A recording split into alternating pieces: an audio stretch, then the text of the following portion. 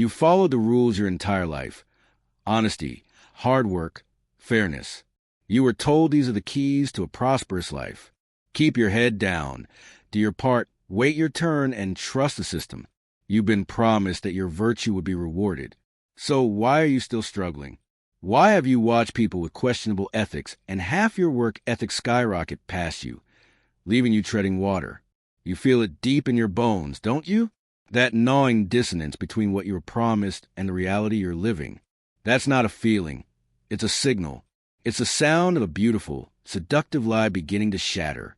A lie told by the powerful, not to build a moral society, but to forge a compliant workforce. You weren't losing because you were weak. You were losing because you walked onto a battlefield believing it was a classroom. Today, we don't just hand you the key to the cage you've been living in. We are going to dismantle that cage piece by piece. By the end of this video, you will see the hidden architecture of power and wealth for what it is, and you will possess the blueprint to navigate it. Stay, and you will learn to play the game you were never meant to see. Let's start by breaking down the core tenets of morality you've been fed. Words like fairness, hard work, and patience. These sound like virtues, but in the hands of the powerful, they are weaponized instruments of economic control. Think about the concept of fairness. You're taught to want a fair wage for a fair day's work. But who defines fair? The person signing the paycheck or the person cashing it? The idea of fairness is a negotiation, but one side holds all the cards and has convinced you that just being invited to the table is a privilege. The powerful don't concern themselves with fairness. They concern themselves with advantage. They praise fairness in public. But in the quiet of their boardrooms, they exploit every unfair advantage they can find. They understand a fundamental truth. The game isn't about playing fair. It's about setting the rules so your victory is structurally guaranteed. Your demand for fairness is a plea. Their pursuit of advantage is a strategy. Then there's the gospel of hard work. You're told to be the first one in and the last one out, but hard work alone is just fuel for someone else's empire. The man digging a ditch works harder physically than the man who owns a construction company, but the owner's wealth isn't a function of his sweat. It's a function of his ownership, his leverage, and his control over a system of other people's labor. The myth you were sold is that your labor is the source of your value. The reality is your labor is a commodity, and like all commodities, its price is pushed down by those who buy it. The powerful don't get wealthy by selling their own time. They get wealthy by harnessing the time of thousands who believe that hard work by itself is the path. And perhaps the most insidious of all, patience. Be patient. Wait your turn. Good things come to those who wait. Patience is a virtue when you're waiting for a seed to grow. But in the world of power and finance, patience is a sedative. It keeps you calm while opportunities are seized by the decisive. While you're patiently waiting for a promotion, someone else is impatiently networking into a better job at another company. While you're patiently saving money in an account that barely beats inflation, others are impatiently using debt as leverage to acquire assets that generate real wealth. The powerful preach patience to the masses because a patient population doesn't question the status quo. It waits for a turn that will never come. Your frustration isn't a personal failure. It's the logical outcome of a system designed to produce it. This feeling isn't weakness. It's an awakening. It's the first roar of a lion waking up inside you.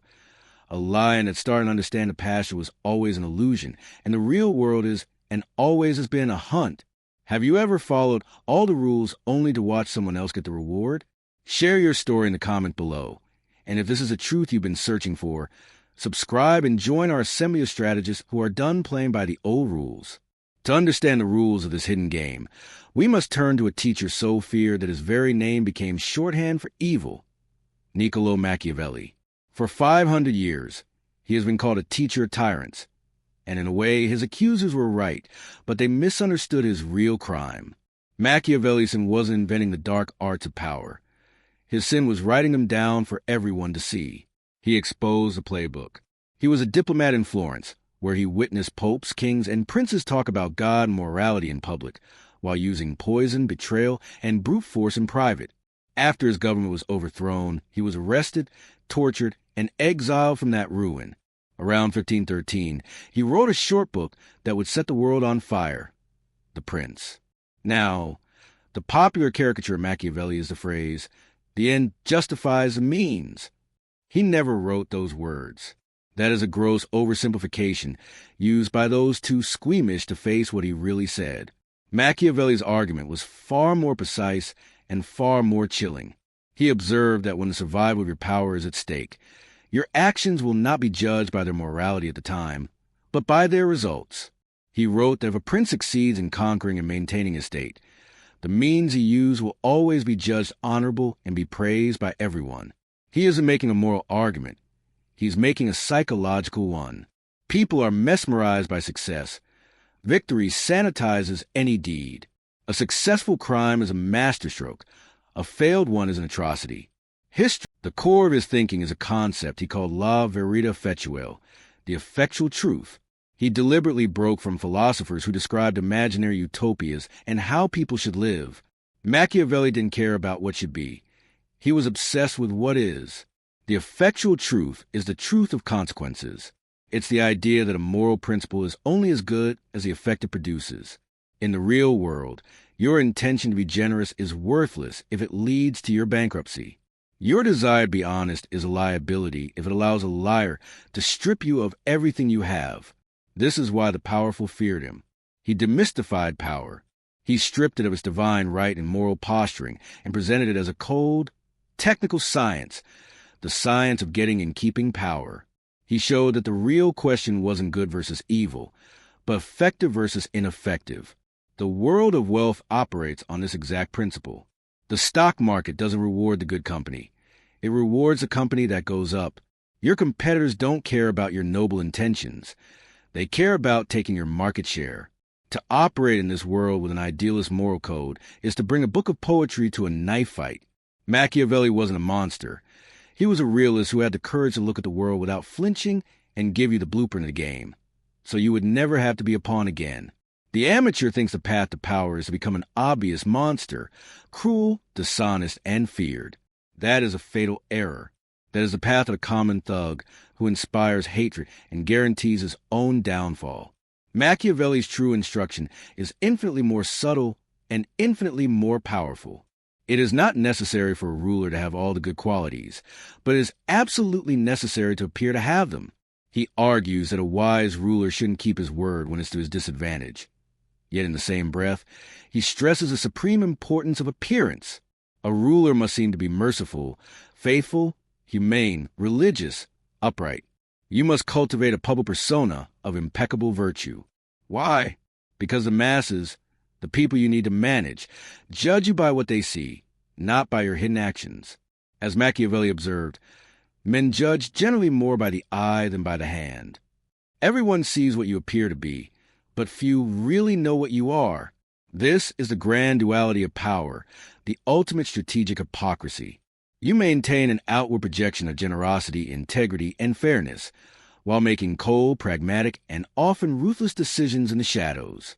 Think of the swan on a lake. On the surface, it is a picture of grace, gliding effortlessly, but beneath the water, its feet are paddling furiously, chaotically doing the hard, ugly work. The Machiavellian leader is this swan. Their public face is serene virtue. Their private actions are relentless, calculated motion. This is an ancient history. This is the operating manual for modern power. Look at the world's most powerful figures. They are celebrated for grand philanthropic gestures, pledging billions to cure diseases or fight climate change, building a public narrative of themselves as saviors. This is the appearance of virtue. It builds a powerful moral shield against criticism. Meanwhile, the companies that generate this wealth are often engaged in brutally Machiavellian tactics, crushing smaller competitors, exploiting legal loopholes to minimize taxes, leveraging global labor to drive down wages, and lobbying governments to write rules in their favor. The philanthropy isn't a contradiction of their business practices. It's the public relations masterstroke that allows the ruthless machinery to keep operating with public blessing. The appearance of virtue is the most effective weapon in the arsenal of the ruthless. The lesson for you is clear. Stop confusing your private strategy with your public reputation. Your reputation is a tool to be managed in public. Be gracious, agreeable, and be seen to be fair. Build a network of people who trust the persona you project.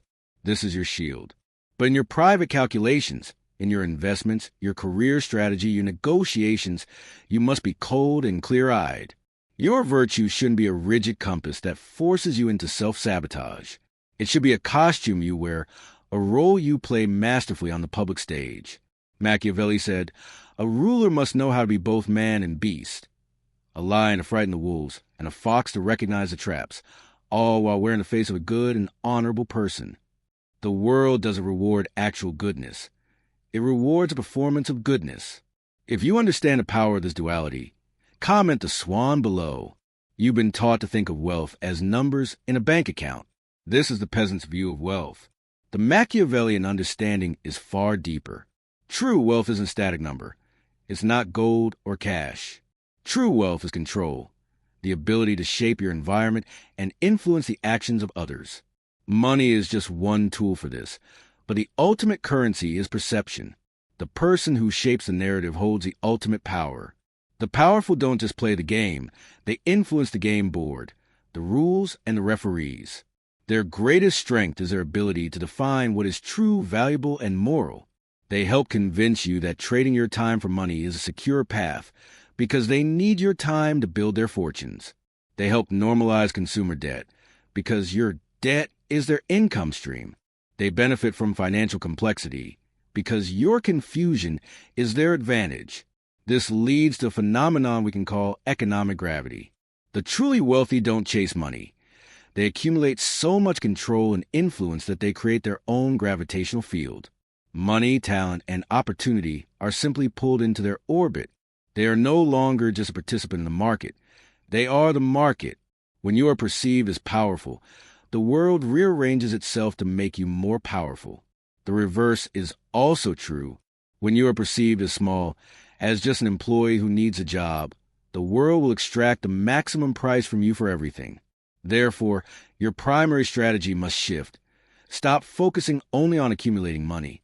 Start focusing obsessively on controlling perception. This begins with how you talk about yourself. Are you a worker or a strategist? A freelancer or consultancy? Are you looking for a job, or are you exploring strategic partnerships? Command the language, and you begin to command perception.